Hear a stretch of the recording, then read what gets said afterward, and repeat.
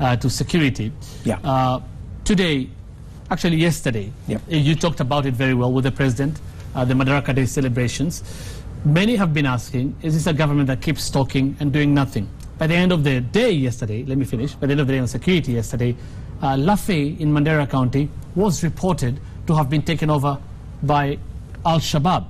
The whole of last week we had a similar case in Garissa, Ijara actually, in Yumbis. Why would you say this is happening? Let me take you back just for a moment. Let me tell you, Hussein, and it's good you have asked this question, because a perception is being created as though we haven't done much on this matter. Let me explain to you. For the very first time in the history of Kenya, the police are mobile. They have close to 3,000 vehicles leased by the Jubilee administration. Mm-hmm. I was in Nyamira on Sunday for church service. The county commissioner, before the congregation, stood and said they had 22, in Nyamira County alone, 22 brand new Land Cruisers delivered by the government from about 4 that they have had before. Old cars. Today, the police can respond much more faster to incidents than they ever did before. Right. Today, we're improving the terms of service of our policemen and women. Every policeman today has an insurance cover, right? Okay. To make them work better. Every policeman today will have a medical scheme. Okay. We are working with Safaricom. We now have a modern 21st century communication equipment for our police. Okay. For the first time, we now have in our major cities security surveillance cameras around the clock, around the country. Right. What if you look at the statistics, Hussein? Ordinary crime, carjackings, murders, has gone down. Right. And that is what the president yesterday was talking about.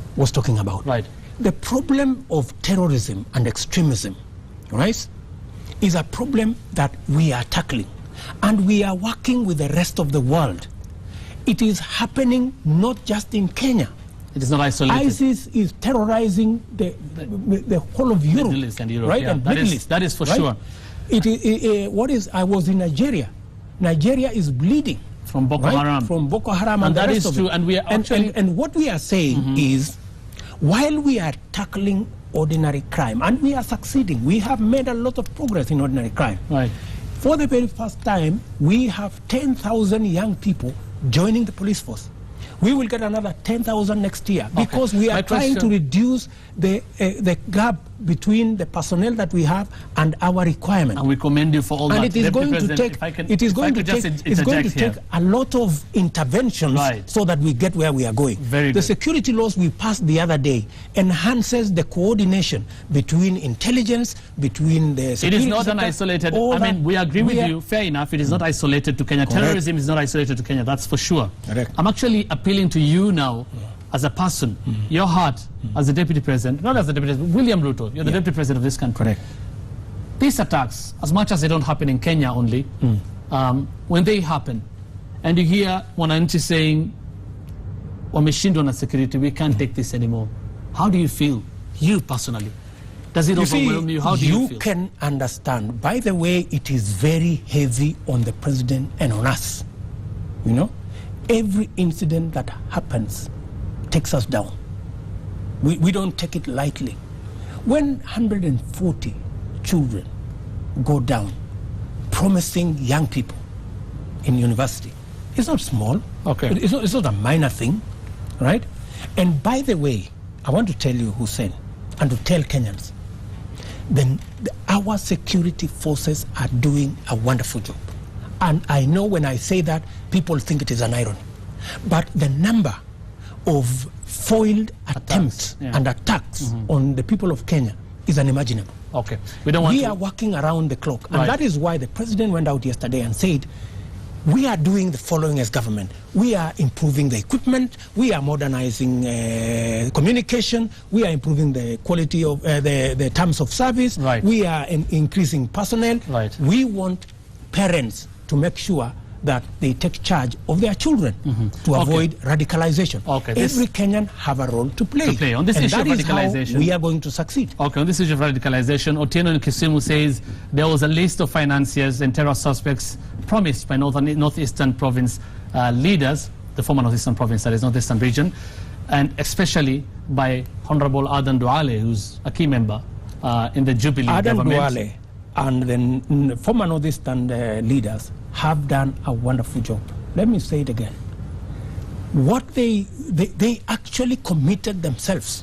They went to Garissa, they went to Mandera, they went to Wajir. They spend their time and resources to make sure they speak to these communities. It is going to take every small step for us to sort out this problem. And when they came back, they had a raft of recommendations. What needs to be done? Some that I cannot say here.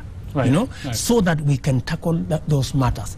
They have made a very comprehensive analysis of the situation, of course in collaboration with our security agencies, and we are taking steps on the basis of what they came up with, to be able to deal. That question by Otieno, however, was this list, has this list been given to the government as we speak right now? Because it was a list of financiers. It may not have been given directly by the leaders, but the mechanism that has been set up is to get a much more robust way of citizens engaging the security agencies in identifying and giving these people and giving information and giving information on financiers, on children who have disappeared, on but does it bother you? Many other does it bother you that he went again to say he doesn't owe anybody any list? You see, if you take somebody to a situation where he has to defend himself, he was making an offer, and a legitimate and a honest offer. And he didn't just stop at that. They actually went out of their way. They went to do that which they committed that they were going to do. Okay. They were going to speak to the community.